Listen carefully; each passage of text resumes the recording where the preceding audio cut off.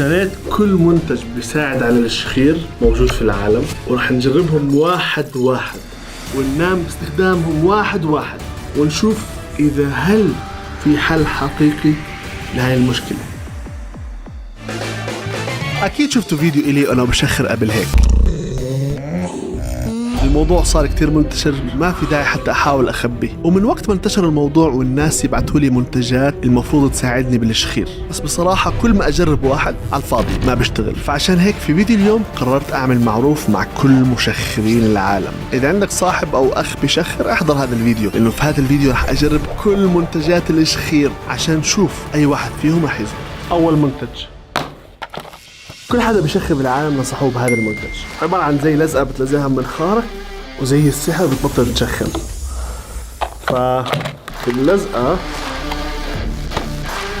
المفروض لما تلزقها هون ايش تعمل؟ هيك بتفتح المنخار فبتصير هيك تشم كثير هيك، فاهم؟ يلا نروح نجربها.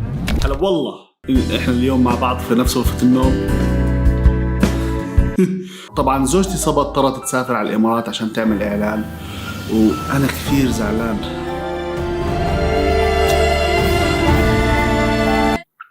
اوكي كمان 5 ثواني زعل.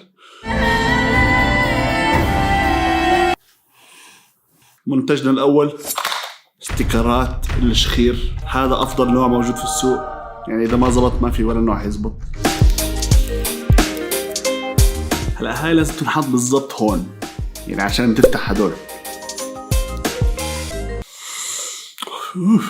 اوكي رب الله، حاسس حالي عم بتنفس كثير اكثر. كل هالروائح، او ماي جاد. حاسس حالي عم بتنفس HD 3D. طيب يلا نروح ننام ونشوف اذا رح تزبط او لا. وهيك اجى وقت النوم. طبعا عملية النوم كانت بصراحة شوي صعبة لانه في اشي ملزق على منخاري، بس كل شي كان على الفاضي.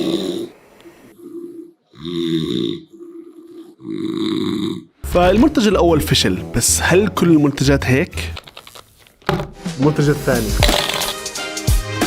والله ما بعرف ايش هاد يا زلمة، ايش هاد؟ زي اشي وات؟ اشي زي بلاستيكة بتحطها هون هيك في النص هيك، زي بتعرف هذا الحلق اللي بحطوه؟ طلع هاد تحطه. خلينا نجربه.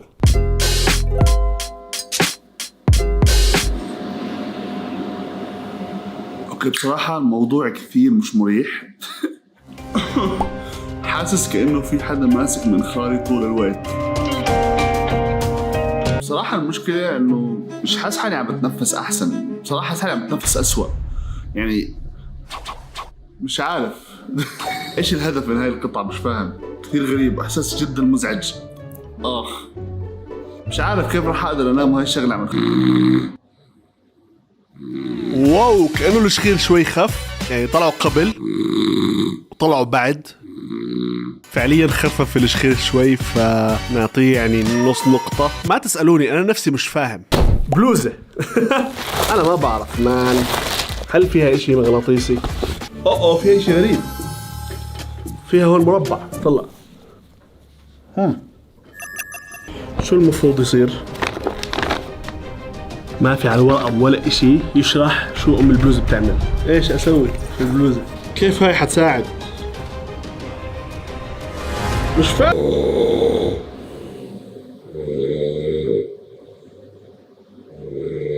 وهيك كمان منتج فاشل انضم للقائمة، اسمه تشين ستراب، يعني إشي عشان منطقة الضغط. أولا حلو فهمت. هون الدان هيك إشي إلى هيك. مفروض somehow هاي توقف الشخير. اوكي بس حاب احكي شغله قبل ما نجرب المنتج. تصوير هذا الفيديو كثير تعبني، لاني اضطريت انام واصحى وانام واصحى وانام واصحى مليون مره. فكل اللي بدي اياه منكم من باب الدعم انكم تشتركوا في القناه، لانه كمان 10 مليون في حفله معجنات، وحفله المعجنات هي حتكون على مستوى الوطن العربي. فاشترك يا عزيزي ويلا نكمل. مش عارف.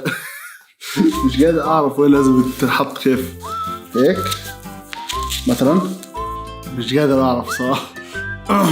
بس هيك عم بنخنق، حاسس حالي عم بنخنق، حاسس حالي عم بنخنق. متوقعش الهدف اني انخنق، اتوقع بالعكس الهدف اني اتنفس احسن فعليا. بعرفش حطيته هيك. يلا نروح ننام ونجرب. المنتج كانت نتيجته شوي غريبة، لأنه في البداية كان الوضع جدا هادي وبالمرة ما شخرت، بس بعد كم ساعة صرت أشخر شوي. بس بعديها فجأة ربنا الله في أعلى نقطة وصلتها كنت كثير أوطى من الإشي المعتاد علي، وبصراحة حسيت جسمي عم بيحارب القطعة عشان يشخر. رح أعتبر هذا المنتج منتج ناجح. هذا المنتج الباكجينج تبعه جبار، تحسه معمول رائع مدروس، مش هبل يعني، لا إشي مفهوم ومدروس، إشي للأسنان الواضح. يلا نفتحه بطريقة حضارية.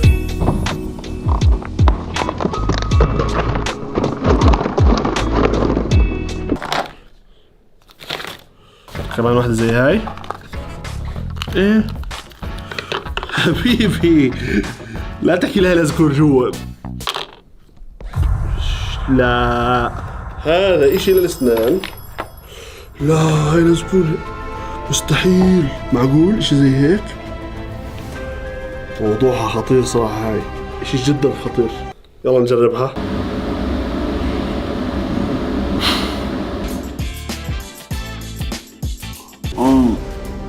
كثير غلط حاسه، كيف هيك؟ فاهم. هذا المنتج فكرته ناجحة لأنه مستحيل تقدر تشخر إذا أصلا ما نمت. هذا الاشي هو أسوأ اختراع في العالم، وكمان اشي هو في مكان الأسنان اللي فوق والأسنان اللي تحت بيخلي فكي يطلع لقدام هيك فاهم؟ عشان اقدر احطه في المكان صح اسناني. كثير مش مريح يعني، كثير مش مريح. قطعة غبية بكل معنى الكلمة. بس خاتم الشخير ومكتوب عليه بالصيني. الصينيين عندهم خاتم لكل شيء، عارفين في خاتم لكل شيء، لكل مشكلة عندك حتلاقي لك خاتم. ممكن لو سمحتي ما تشخري؟ ما بضحك. واو، الخاتم عليه حفر من ورا، يعني في تكنولوجيا حديثة، يعني بجوز حتى المخلوقات الفضائية ما وصلوا لهي التكنولوجيا. يلا نجربه. تعرفوا شو يا جماعة؟ صحيح انه خاتم الشخير مبدأه غبي وما حدا منكم مصدق انه ممكن يزبط، بس انا مآمن ممكن.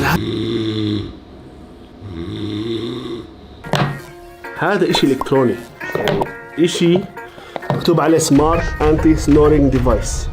سمارت، ما دام هي سمارت امورنا تمام.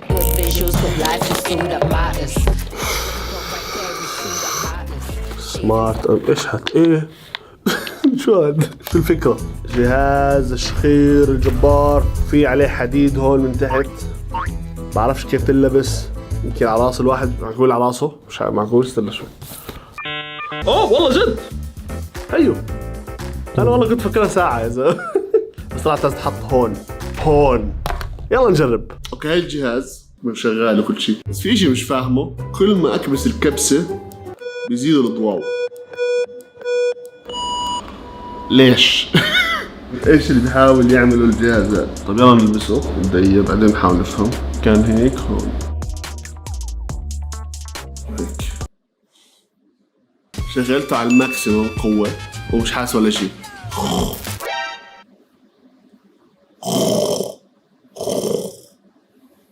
كأنه بيكهربني. اسمع يا جماعة أنا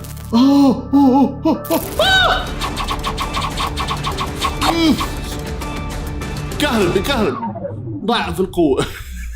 مش فاهم أنا على أي أساس هو ليش بكهرب، ما بعرف. لا هيو أنا عم بحس بالكهرباء بس ضعيفة هاي المرة، بقدر أتحمل. اللي قبل شوي كانت حسيت كأنه حطيت وجهي على سلاك كهرباء.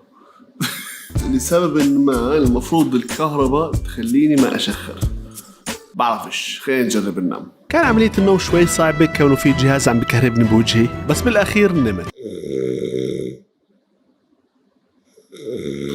وللأسف هذا الجهاز طلع كمان حكي فاضي.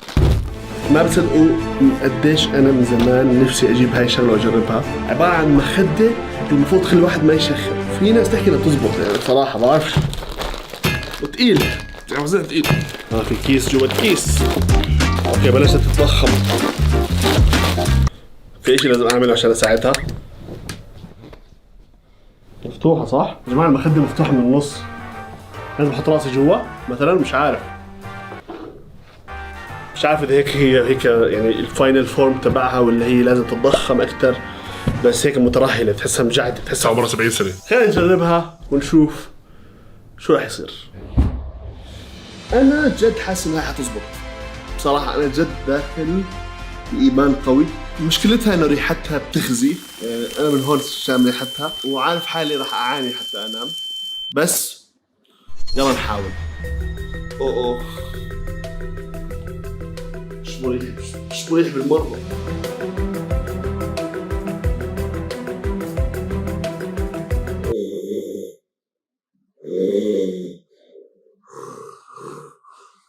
اوكي الشخير يمكن يكون خف بنسبة 10% بس، فبرضه بنعطي هذا المنتج نص نقطة. يعني بين كل المنتجات اللي جربناها في بس منتج واحد يعتبر شوي زبط، وفي منتجين يعني عليهم علامة استفهام، بس بشكل عام ما في ولا منتج قدر يخفي الشخير. هيك يا اعزائي المشاهدين انا ريحتكم منكم تجربوا كل هاي المنتجات. في اي منتج من هدول انت جربتهم؟ اكتب لنا بتعليق. خوارزميات اليوتيوب تحكي انه هذا الفيديو حيعجبك لما تروح تجربه.